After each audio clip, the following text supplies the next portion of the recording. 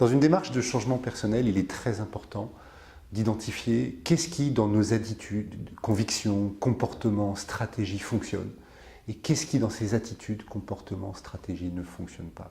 Une idée clé, ce qui marche, ce qui fonctionne, faites-en plus. Ce qui ne fonctionne pas, changez-le. Beaucoup de gens passent un temps incroyable à essayer de faire plus de quelque chose qui ne marche pas. Comme disait un enseignant qui nous tient tous les deux très à cœur, Richard Bandler, il disait quand quelque chose ne fonctionne pas, n'importe quoi d'autre a plus de chances de fonctionner que ce qui ne marche pas.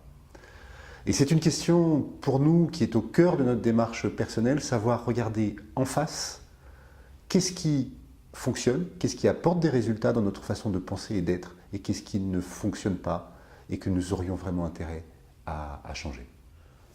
Pour aller dans le sens de ce que vient d'expliquer Philippe, effectivement, c'est bon de se souvenir que ça, en psychologie, on le sait, c'est notre première attitude. Quand quelque chose que l'on fait ne fonctionne pas, on a tendance à faire la même chose plus fort. Je crois qu'on a tous vécu la situation, on clique avec la souris, on clique comme ça sur une icône, ça ne marche pas. Et vraiment, le réflexe pour la plupart d'entre nous, c'est de recliquer plus fort avec une espèce d'idée comme ça fantasmatique que ça marchera mieux. Et effectivement, ce qui ne marche pas, ça ne marche pas. Et cette aptitude à ma foi, se débarrasser, se délester de ce qui ne fonctionne pas pour envisager toute autre chose, c'est une clé de succès.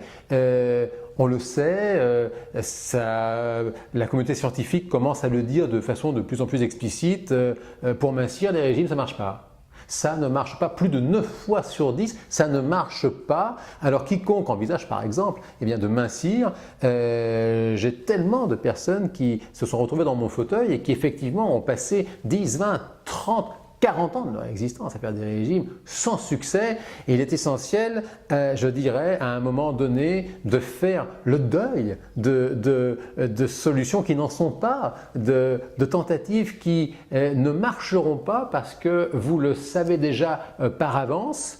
Je parle de deuil, c'est un terme très très fort que j'utilise exprès parce que nous avons une espèce d'adhérence comme ça à des idées du passé. L'expérience, Philippe Bazin nous l'a expliqué, l'expérience nous a montré que ça ne fonctionnait pas et puis nous avons cette tendance à nous y accrocher. Alors ça fait du bien d'apprendre à se délester de toutes ces solutions qui sont en fait des illusions, des impasses et c'est ce qui fait de la place aux solutions qui fonctionnent. Ça fait du bien.